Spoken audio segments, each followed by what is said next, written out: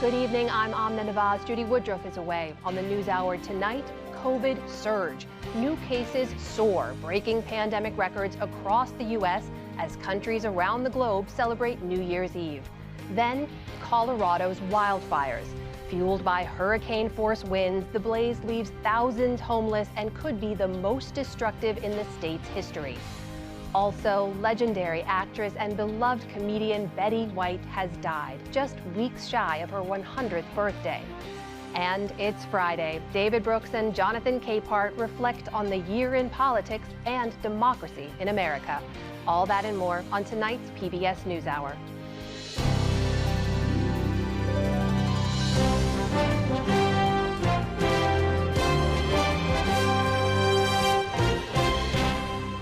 Major funding for the PBS NewsHour has been provided by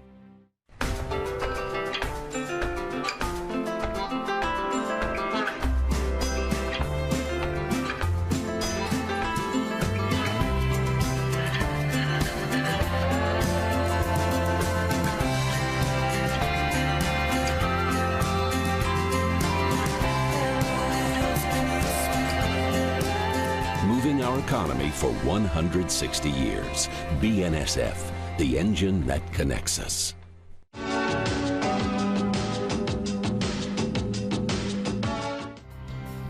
Johnson & Johnson. Financial services firm Raymond James. The John S. and James L. Knight Foundation, fostering informed and engaged communities. More at kf.org. And with the ongoing support of these institutions.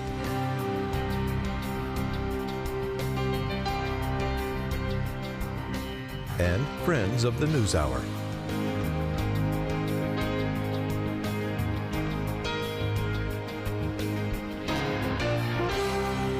This program was made possible by the Corporation for Public Broadcasting and by contributions to your PBS station from viewers like you. Thank you. Well, the U.S. has set a new daily record for COVID cases, topping 580,000 new cases yesterday and shattering Wednesday's total of 488,000. For the first time in the pandemic, America recorded more than 2 million cases within just 1 week. The nation is now averaging more than 300,000 new cases a day. All of this comes as new data suggests those highly sought-after rapid antigen tests may not be as effective as hoped in detecting the Omicron variant. Dr. Kirsten Bibbins-Domingo is a physician and epidemiologist at the University of California, San Francisco. She joins us now. Dr. Bibbins-Domingo, welcome back to the NewsHour. Thanks for making the time. People are seeing these headlines. I want to get right to what is at the top of everyone's minds. They want to know what to make of them, especially ahead of potential New Year's Eve's gatherings. What would you say to them? Right. Well, we are headed into a really challenging January, and this is just the beginning of the rise in cases. The good news is that if we look at how other countries have dealt with an Omicron surge, it looks like a surge that lasts about 4 to 6 weeks. But the key here is that how high this crest of this wave rises, how broad this wave is, how much damage happens over the next month, that's entirely in our hands. And it means we have to make good choices starting tonight. What does that mean for tonight? For people who are vaccinated, who have a test in hand, how should people determine whether or not they go ahead with celebrations tonight? Right. I think even vaccinated and boosted, I would be avoiding crowds tonight. If you look at the positivity rates in our major cities, if you look at the positivity rates in all of our states, they're really high right now. And it suggests that 1 in 20, 1 in 10, 1 in 4 people in a large crowd is going to be infected. And with breakthrough cases happening, it's something that I would avoid.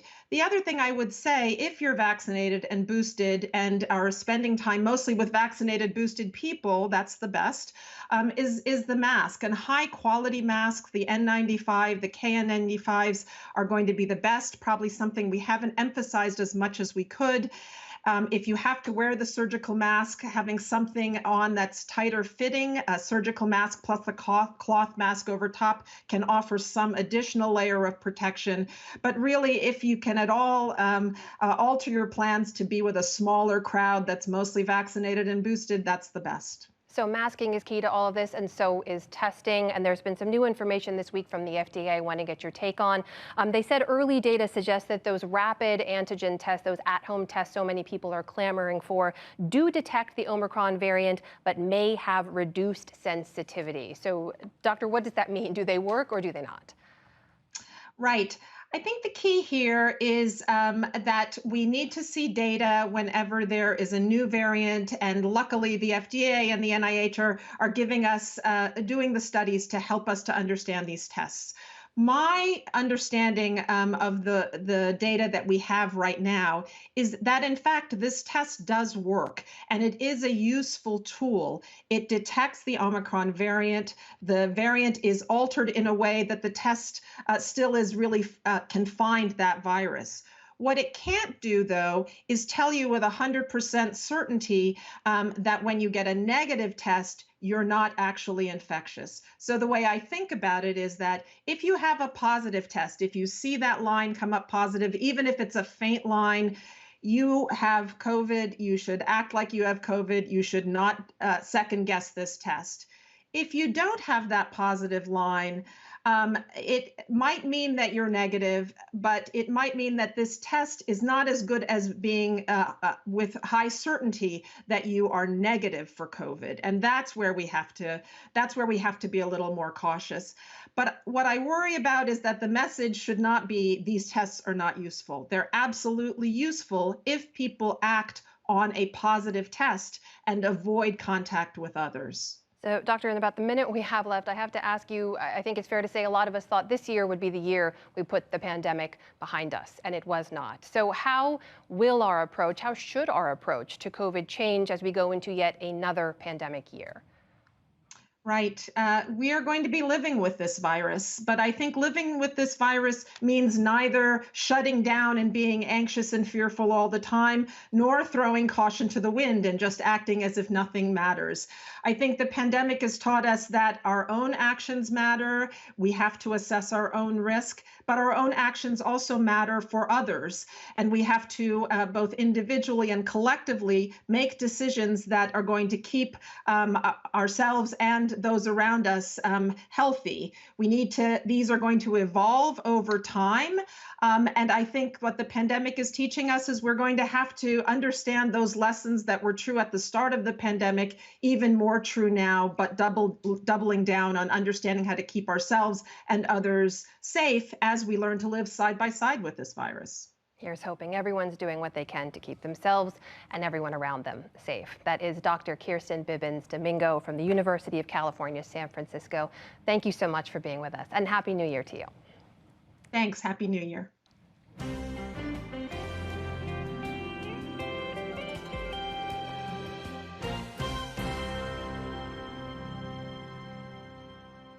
In the day's other news, the world is once again ringing in the new year under the cloud of the pandemic. Some celebrations were scaled back while others were undeterred.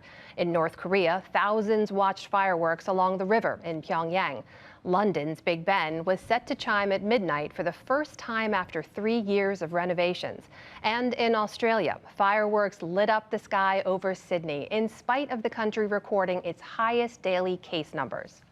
We've never ever been here before, we've never done it, and we just thought we'll take the risk and just see how it is. We've got masks, we're triple vaxxed, and we're just going to wing it. Back in the U.S., New York City prepared to hold its celebrations in Times Square, but only 15,000 revelers will be allowed to watch the ball drop, and they must also show proof of vaccination. More than 500 homes in Colorado have likely been destroyed after wildfires blazed through Boulder County. The flames first ignited yesterday outside of Denver and have since forced tens of thousands of residents to evacuate. So far, no one has died, but at least 7 people were injured. The governor declared a state of emergency. We'll have more on this after the news summary. In a separate development, the Colorado governor has also shortened a truck driver's prison sentence for causing a deadly highway pileup after his original 110-year sentence drew public outrage. Rogel Aguilera Mederos will now serve 10 years in prison. The governor called the 2019 crash a, quote, tragic but unintentional act. The World Food Program has suspended its operations across Sudan's North Darfur province following attacks on all 3 of its warehouses in the area. Hundreds of armed looters stole more than 5,000 metric tons of food there this week. The halt in aid will impact around 2 million people in need of food. Former South Korean President Park Geun-hye was released from prison today after being pardoned by her successor. The former president had served nearly 5 years of her 20-year prison sentence for bribery and other crimes. She'd been hospitalized due to health problems for the last month. The current president said Park's pardon is meant to promote national unity. The number of journalists killed on the job this past year was one of the lowest death tolls in 30 years. The International Federation of Journalists said 45 reporters and media workers died while working in 2021. That is down from 65 deaths the previous year. 33 members of the media were murdered in targeted attacks this year. The most dangerous country for journalists was Afghanistan. On Wall Street, stocks edged lower on this final trading day of the year. The Dow Jones Industrial Average lost 60 points to close at 36,338. The Nasdaq fell 96 points and the S&P 500 slipped 12. And 2 passings to note tonight. Legendary actress and beloved comedian Betty White died overnight at her home in Los Angeles, just weeks shy of her 100th birthday. White's trailblazing career in television spanned more than 60 years.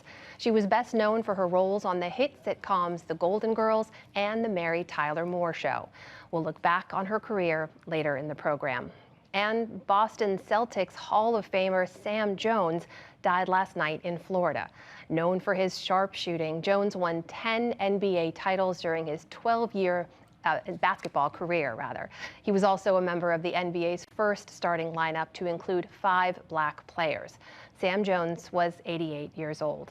Still to come on the NewsHour, David Brooks and Jonathan Capehart look back at 2021. How Mozart is helping an Italian winemaker's harvest. And recalling some of this year's most iconic images, plus much more.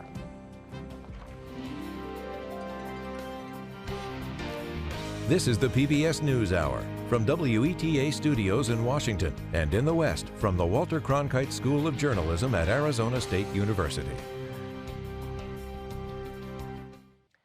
As we reported, tens of thousands of people in Colorado were forced to evacuate quickly yesterday. Wind-fueled fires swept swiftly through suburban neighborhoods outside of Denver, causing significant property damage. As Stephanie Sy reports, residents there remain on edge as some areas are still too dangerous to access. Whole neighborhoods in Boulder County, Colorado this morning are in smoldering ruin. The winds eventually died down overnight, and today's snow is providing some relief, but dangers remain.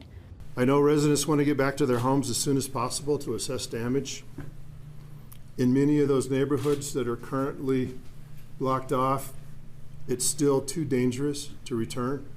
We saw still active fire in many places this morning, and we saw down power lines. We saw a lot of risk that we're still trying to mitigate. The fast-moving grass fires, accelerated by hurricane-force winds gusting up to 105 miles per hour, destroyed hundreds of homes. A dry winter also helped fuel the Marshall Fire. At least one first responder and several others are injured, but it could have been much worse, said Colorado Governor Jared Polis. So far, it looks like the 2 major hospitals in the areas were spared. Looks like schools were spared. And we might have our very own New Year's miracle on our hands if it holds up that there was no loss of life. Polis declared a state of emergency yesterday and said President Biden has approved an expedited disaster declaration. The towns of Louisville and Superior appear to have suffered the most. Located about 20 miles northwest of Denver, some 34,000 residents there were ordered to evacuate ahead of the fires. One of them was Brent Parrish. He returned to Louisville this morning to find his home still standing. We were completely overwhelmed with relief, with the fact that we have a place that we don't have to rebuild, and then just really sad for the neighborhood because, it's devastating. He says he's figuring out next steps. My biggest concern right now is my kids. and their safety, and whether it's really safe to be here or not, whether there's smoke damage that they're inhaling, whether there's chemicals that they're inhaling from the fire, when the water is going to be safe to drink. I haven't even looked at our fridge, but I'm sure all our food is bad, so we got to find some food. A widely shared video inside a Chuck E. Cheese showed how quickly the fire spread in Superior on Thursday. Parents wrangled their kids and dashed for the exits, panic rising. The winds were so strong they had to force open the doors. Fire investigators are focused on downed power lines near the fire's start as they try to uncover the origins of the blaze, now considered the most destructive in Colorado's history. From above, the extent of the damage is clear. So many families will have to rebuild in the new year what was lost in the old. For the PBS NewsHour, I'm Stephanie Sy.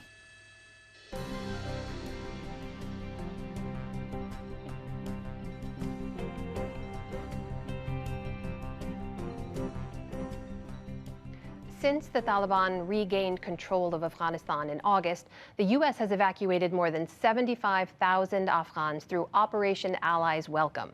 Roughly 23,000 evacuees remain on 6 military bases across the country, but more than 50,000 have already been placed into local communities.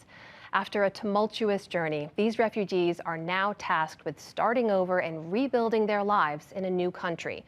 Earlier this week, I spoke with Krish Omara Vignoraja, who leads refugee resettlement efforts with the Lutheran Immigration Refugee Services.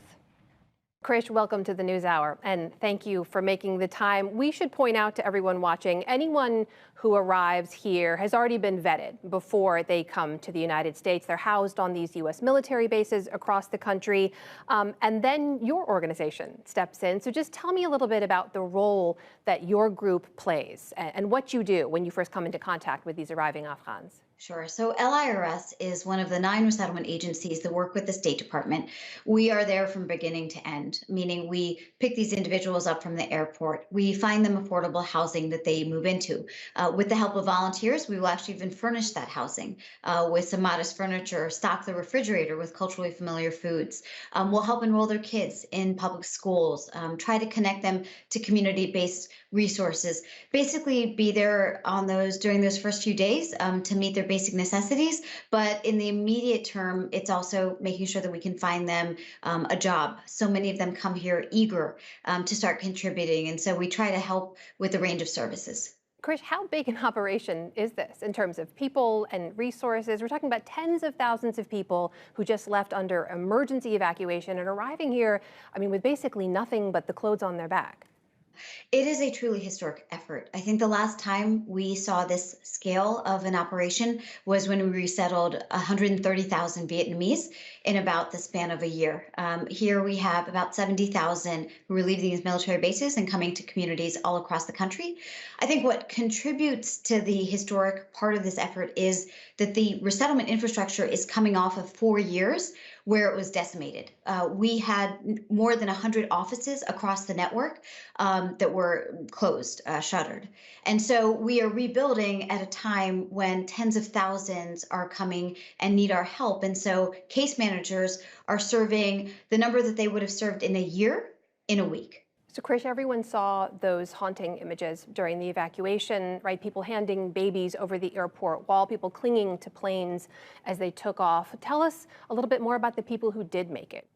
Yeah, so thankfully, the military operation evacuated both a number of families as well as quite a number of unaccompanied children.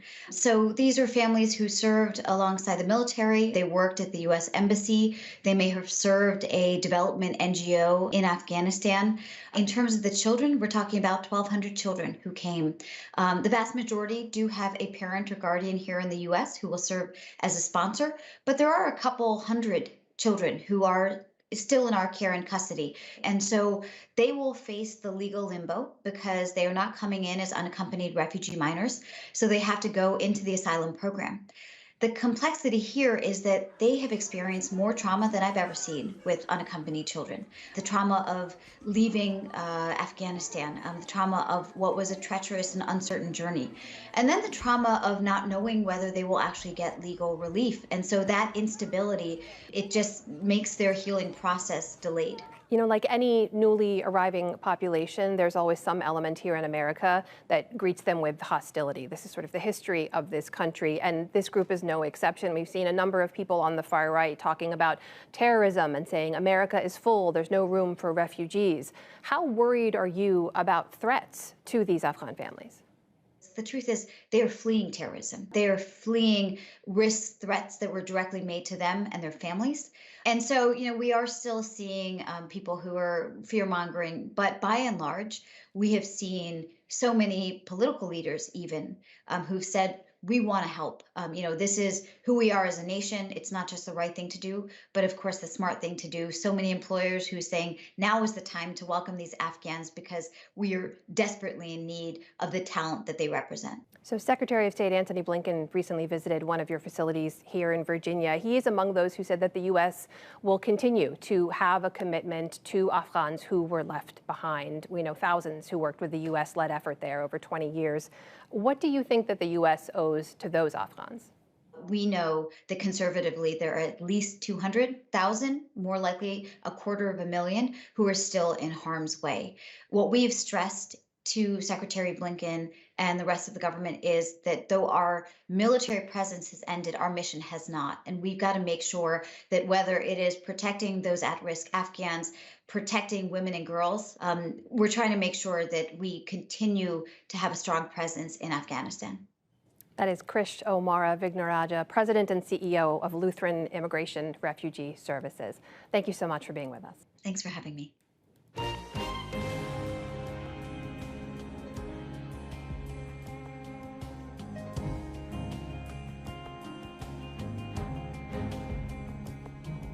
And now to the analysis of Brooks and Capehart. That is New York Times columnist David Brooks and Jonathan Capehart, columnist for The Washington Post.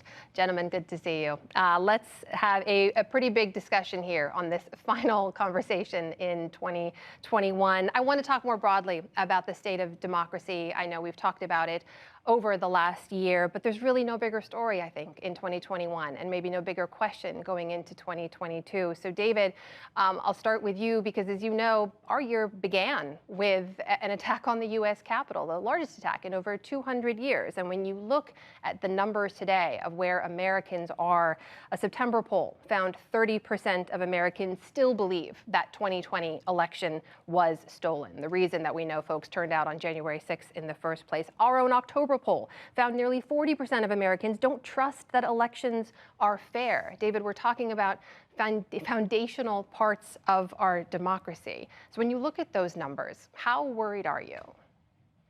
I'm moderately worried. I mean, what I see there is disillusionment, distrust, and cynicism. We have a great electoral system. We just ran a major election in the middle of a pandemic, and we did it with record turnout, almost no fraud, in fact, for all effects, zero fraud, and we got a result.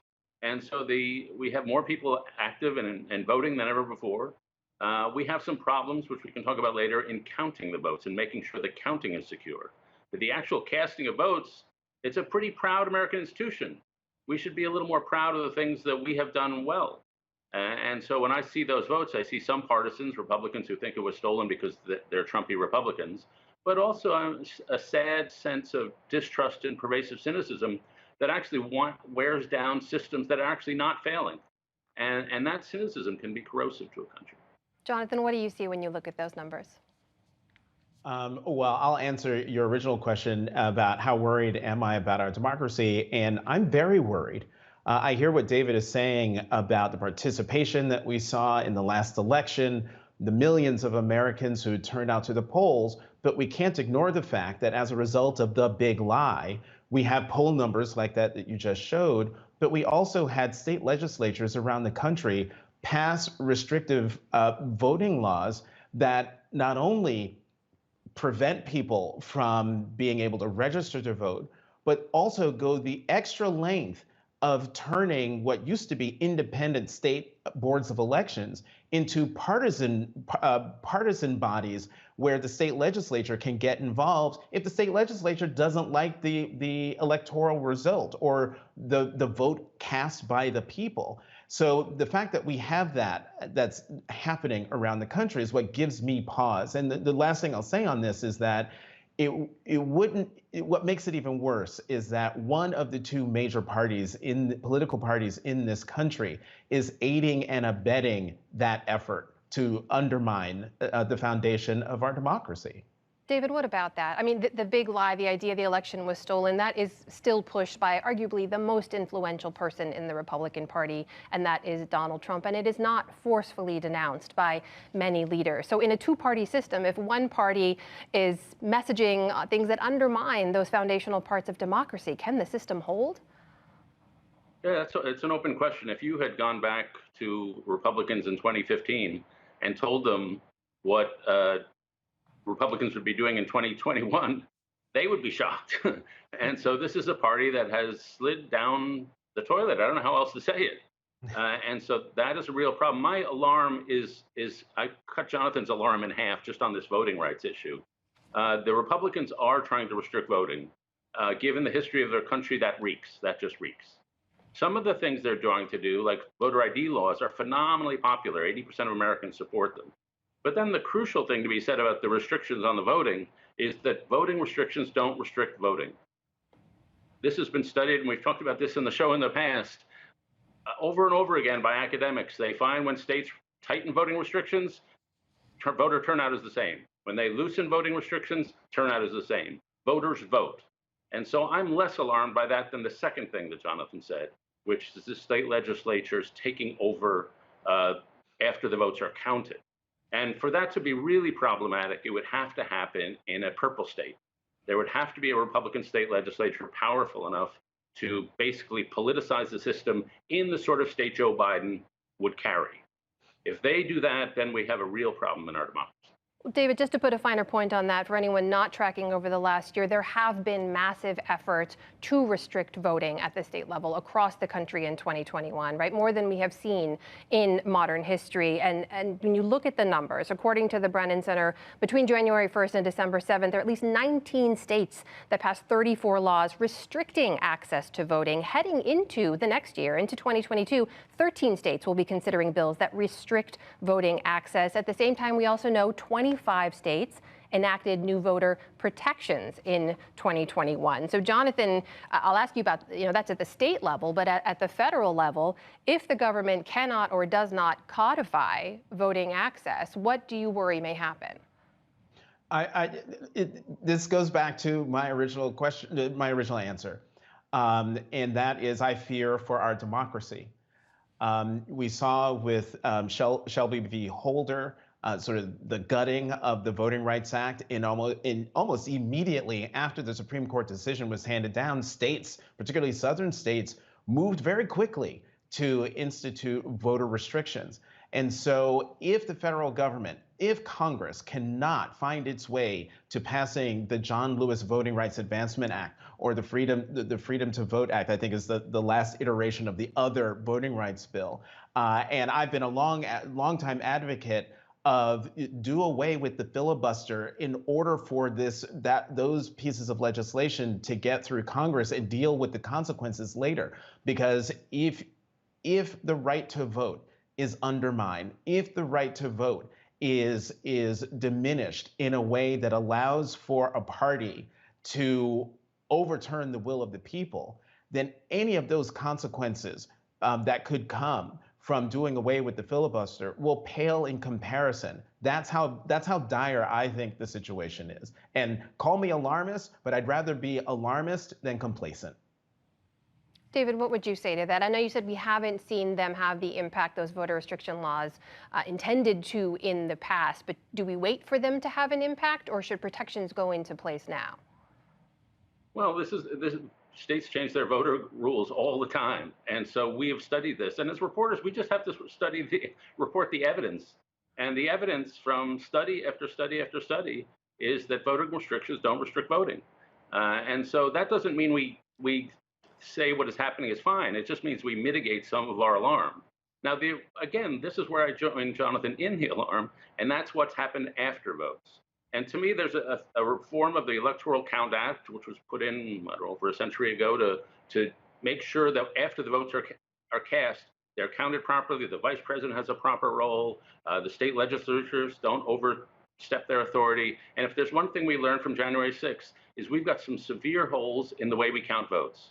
And that's where our efforts should be. And there's even some little glimmers of light that there's a bipartisan majority in Washington for reforming the Electoral Count Act. And that would be an important first step.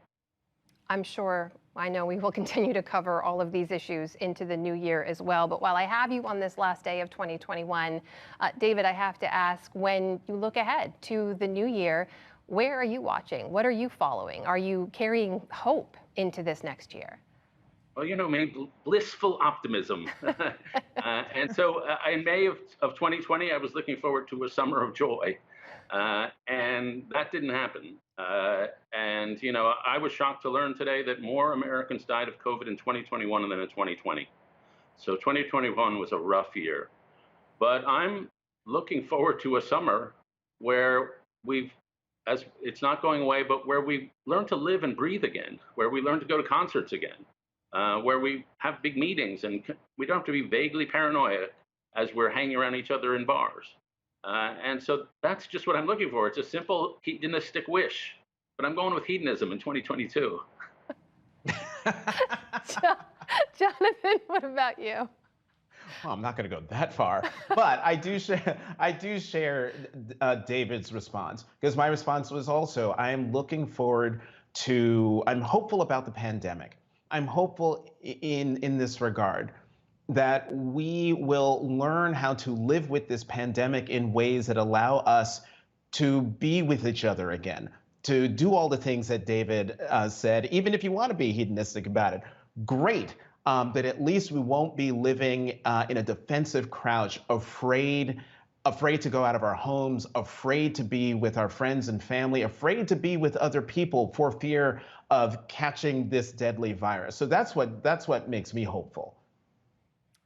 David, as you look into the new year too, I should ask as well, big political things that you want to watch, setting aside your own personal social plans. My personal hedonism while I'm in the hot tub. Yeah, I worry about abroad.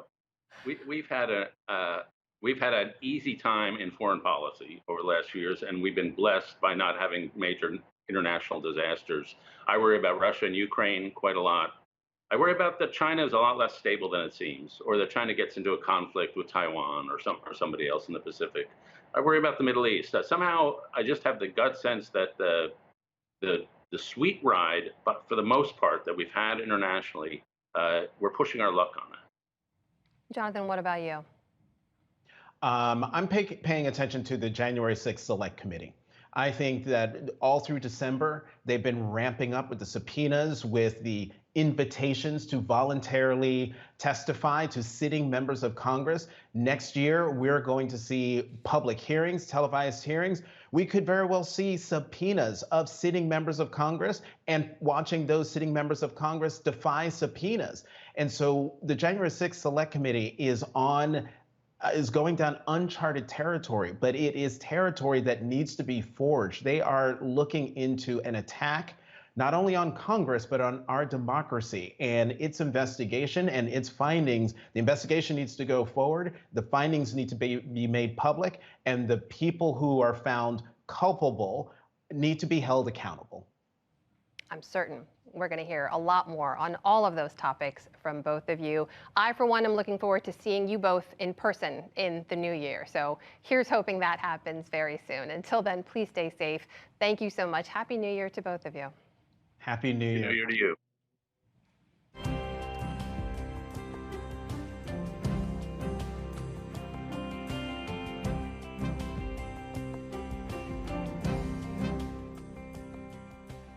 Well, the Italian region of Tuscany is renowned for its world-class wine. From the vine to the vat, making it a time-honored practice in which little has changed over the centuries. But as Christopher Livesay explains, there's one small vineyard challenging tradition and bringing its wine to life with the sound of music. The story was produced prior to the pandemic, and Livesay is now a correspondent for CBS.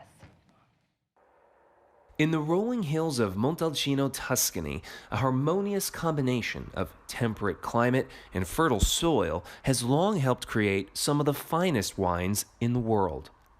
But at this vineyard, the Paradiso di Frassina, there's another peculiar ingredient.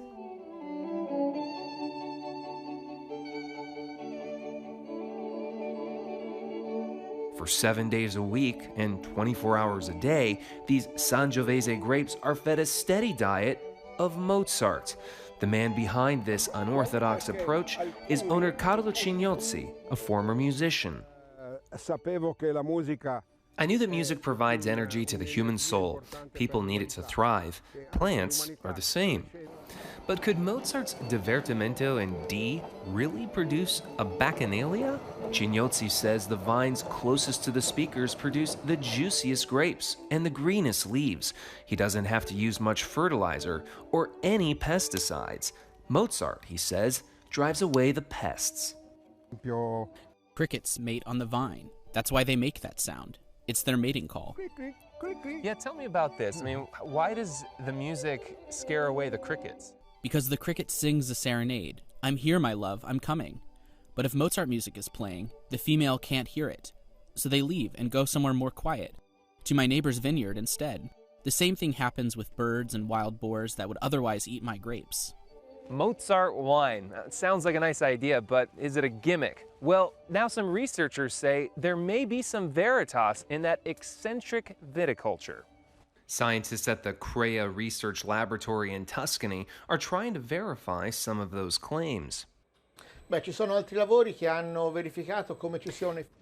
research shows that there is a positive impact on plant growth, as well as insects, when certain sound waves act as a deterrent for pests. He also speculates that Mozart music mimics the frequencies of running water, which might explain why the grapevines stretch and grow towards the speakers.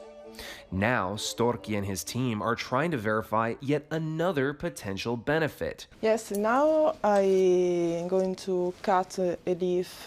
To see if music prevents the growth of fungus. So you're looking for the right wavelength that's going to keep this plant from getting an infection. Yes. People have long considered plants to be lower life forms than humans. It was Aristotle who said that plants are on the edge between living and non-living. And in the Old Testament, Noah made room on the ark for the animals, not the plants. But today, there's a movement in science to recognize plants as sensitive and even sentient creatures. Because plants are not just able to live, they are able to sense. They are much more sophisticated in sensing than animals. Stefano Mancuso from the University of Florence, seen here giving a TED Talk, is one more scientist studying Cignozzi's musical vineyard in depth.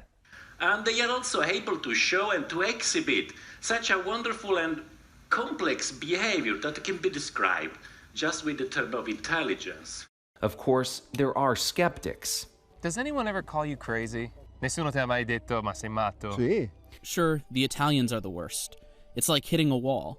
They tell me, Carlo, don't mess with wine. But among the believers, Cignozzi also counts Bose, the high-end speaker producer. The company has sponsored his 120-speaker sound system, stretching 25 acres. And even inside his cellar, where resident winemaster Federico Ricci speculates the musical vibrations help with the fermentation process inside these barrels of prized Brunello, much in the way that swirling wine in the glass can unlock its most subtle flavors. Allora, il vino che viene dal... It's certainly very different. It has different chemical characteristics. It has many more polyphenols inside. Polyphenols give color to wine, as well as all those antioxidants that give it body. So this definitely makes a better wine. But does the music have to be Mozart? Scientists say it could be anything, from the Rolling Stones to Barry White.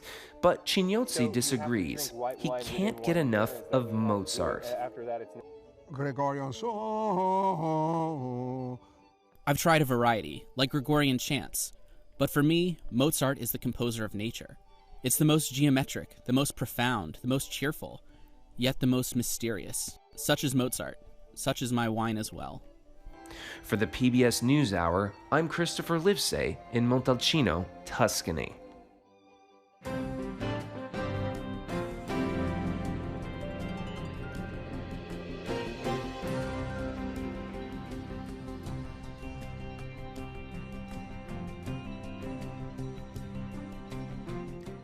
As we reported earlier in the program, TV legend Betty White has died at 99. Her career spanned more than 60 years and included a whole host of unforgettable roles.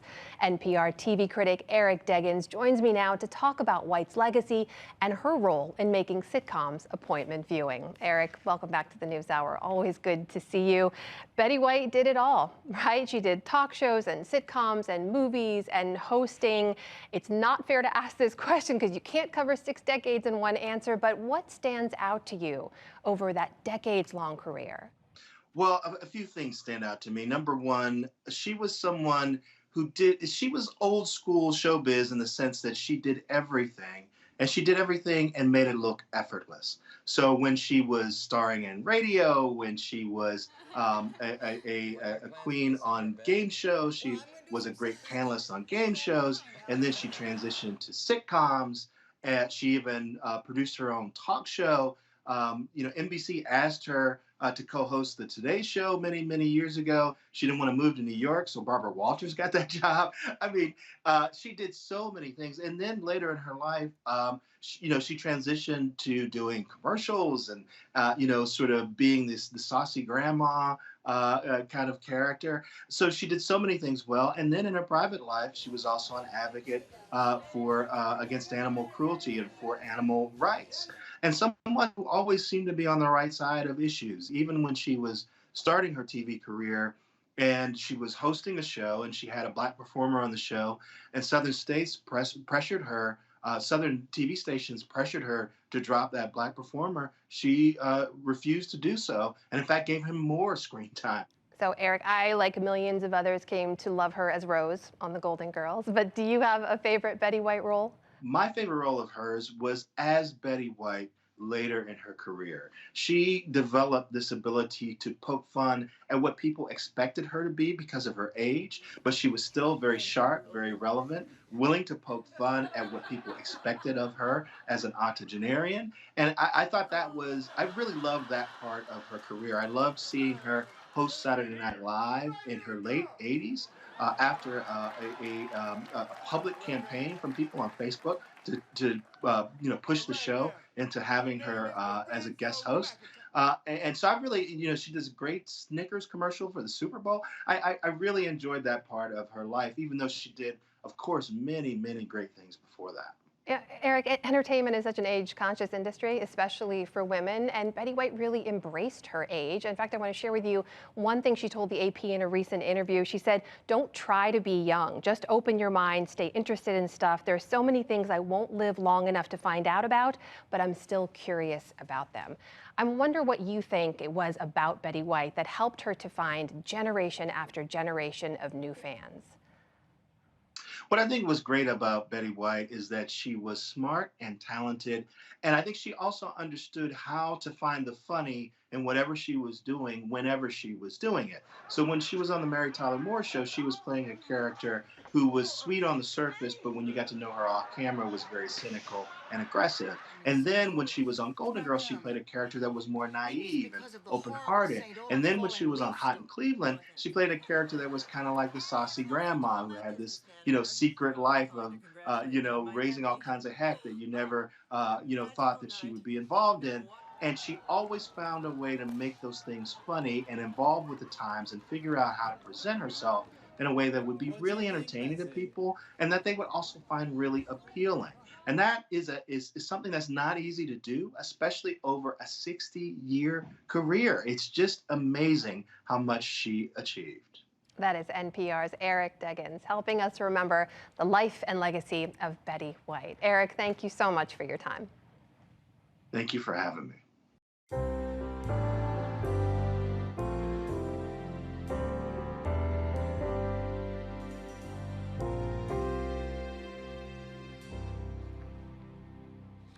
At Boston's Museum of Fine Arts these days, you can find a patchwork of American stories assembled one quilt at a time. Jared Bowen of GBH Boston has our look as part of our Arts and Culture series, Canvas. Of the nation's art forms, it's among the most deeply embedded, quilts. Not that we, or even some of the most acclaimed quilters, have always recognized that. Looking around the house, we always had quilts, either maybe on the couch or on the wall, which is crazy to me because I never looked at them as like art objects. But after leaving a career as a college basketball player behind and realizing another career in photojournalism was not for him, a year and a half ago, artist Michael C. Thorpe began quilting, something he'd always watched his mother, Susan Richards, do. She got a quilting machine and started playing around with it, and then started to understand that I could use that as like painting. And that's when it just like exploded, because she showed me everything, and then I just like took it from there. And it's landed him here in the Museum of Fine Arts as one of the artists featured in the exhibition Fabric of a Nation, American Quilt Stories. Thorpe's quilts are normally colorful and joyous, but he made this piece the day after George Floyd's murder. Basically, I kept coming back to like, what do people think of like black men? And a lot of this came from putting the burden on like the audience, you know, because everywhere was talking about like black people are always burdened with telling people about the situation, living through the situation. And I was just like, I want to relieve myself of that and give it to the audience. I think if we can agree on anything, it's the story of our nation is a complicated one. And we're living that now. Jennifer Swope curated this show and traces how the history of America has been woven together in quilts spanning centuries. There's always the incredible story of the American quilting bee, where early suffragists came together and plotted to expand the franchise of voting or to promote the ideas of abolitionism. And that's deeply baked into the idea of the American quilt. Quilts told the story of cotton and corduroy landscapes, of rural family life, and of trauma. We have Dr. Carolyn Matsloumi's work, Strange Fruit 2, which is about the song popularized by Billie Holiday, which is graphically gut-wrenching. Southern trees bear strange fruit. It shows lynched bodies on a tree. It shows Ku Klux Klan figures. And that will give people pause, and rightly so. But artist Bisa Butler's quilt is halting for its shimmering portraits of Atlanta's Morris Brown College baseball team from 1899. How masterful is this piece? It's so layered. It's layered in theme. It's layered in practice. I think layered is the perfect word to use. What I think she really wants people to do is to look carefully at each of these figures and recognize their individual humanity. And she does that really by creating these portraits in color and cloth. Here we also find one gallery transformed into a virtual temple.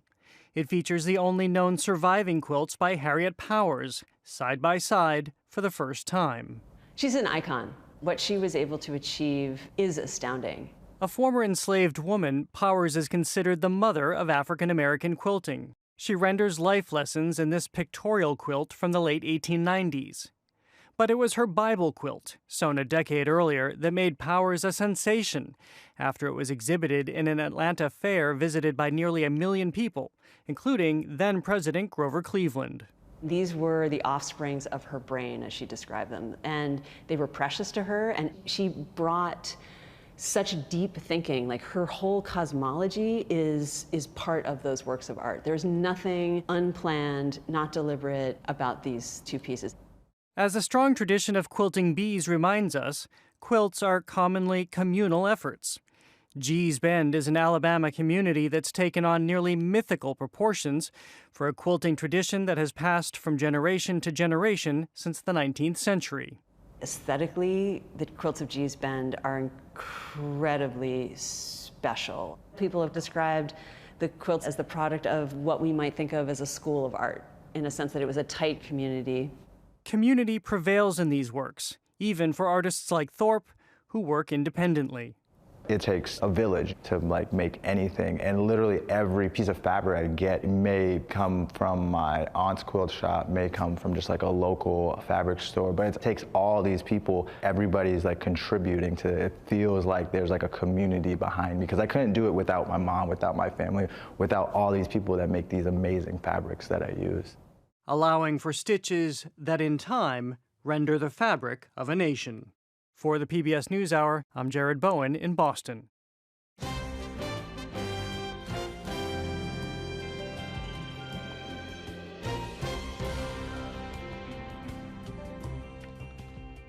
Finally, tonight, we wanted to take a look back at some of the images that have defined this incredible year and hear from the photojournalists who captured them.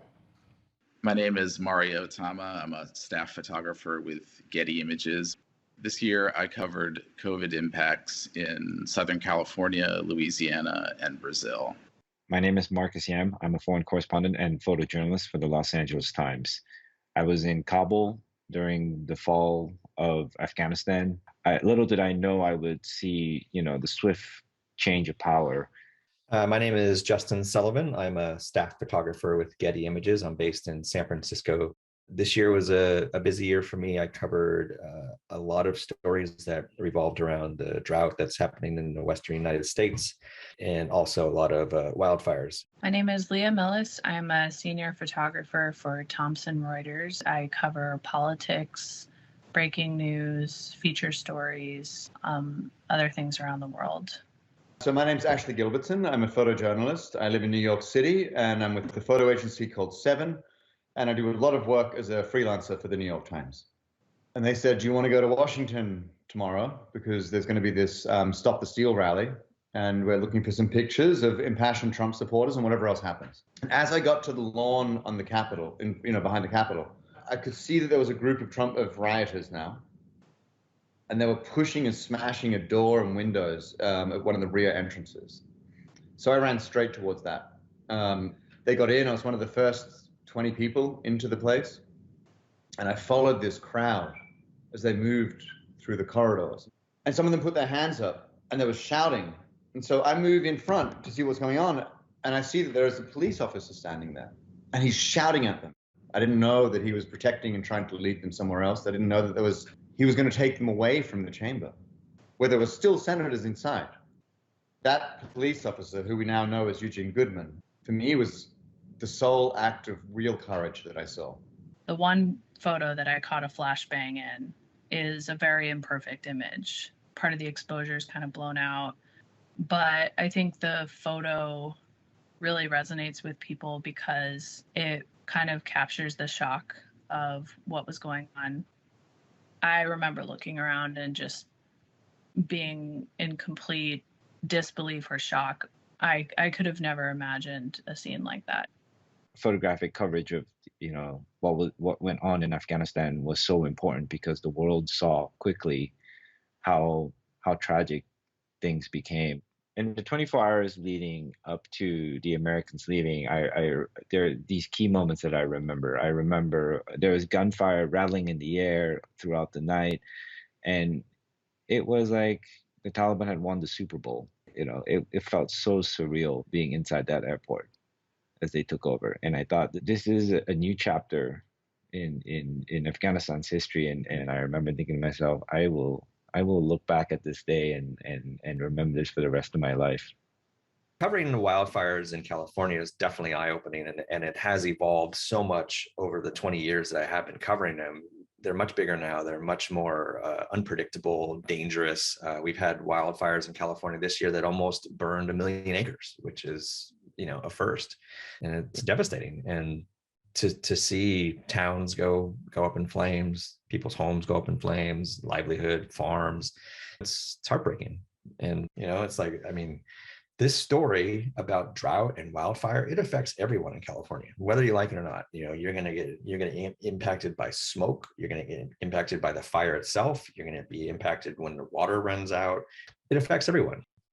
I think the role of photojournalists during the pandemic and during other mass casualty events and natural disasters is to document the human side of these crises. And for me, it was really important to document the reality that was happening in the hospitals and the really unfortunate, tragic reality of the cemeteries and the mortuaries. And I remember walking through one of the hospital corridors and in one of the COVID wards, and one of the nurses said to me, "The world needs to see this. Thank you for being here." And I kept those words in the back of my head. And that is the NewsHour for tonight and for 2021. I'm Amna Nawaz. For all of us here at the PBS NewsHour, thank you for joining us. Have a safe and happy new year, and we'll see you very soon in 2022. Major funding for the PBS NewsHour has been provided by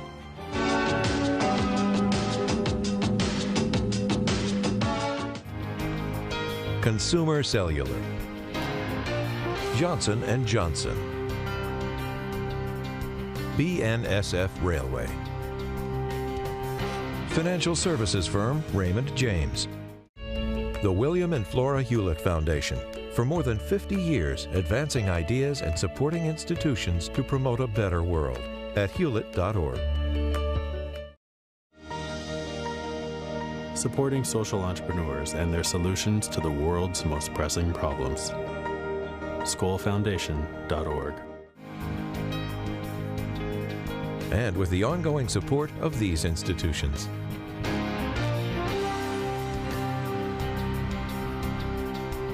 And friends of the NewsHour.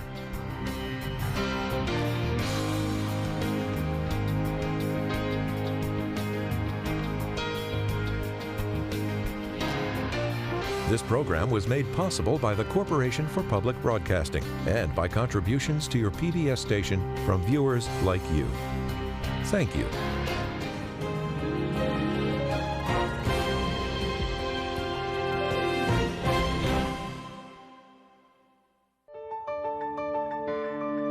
You're watching PBS.